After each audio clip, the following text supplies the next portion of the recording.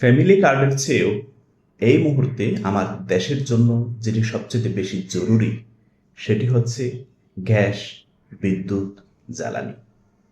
আপনি family card দিবেন, বেকার কার্ড দিবেন, জেলে কার্ড কিংবা এলপিজি কার্ড, যাই দেন না কেন, এটি আমাদের দেশের জনগণের উন্নয়নের জন্য মৌলিক বিষয় নয়। মৌলিক বিষয় হচ্ছে অর্থনীতির চাকা সচল রাখতে তেল, গ্যাস, বিদ্যুৎ, জ্বালানি এগুলো নিয়মিত সাপ্লাইটা ঠিক রাখা।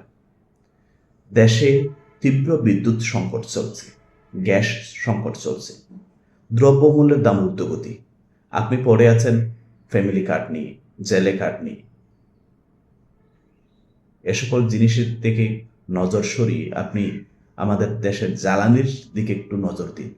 জ্বালানির চেইনটা যেন ঠিকঠাকভাবে কাজ করে। ধন্যবাদ।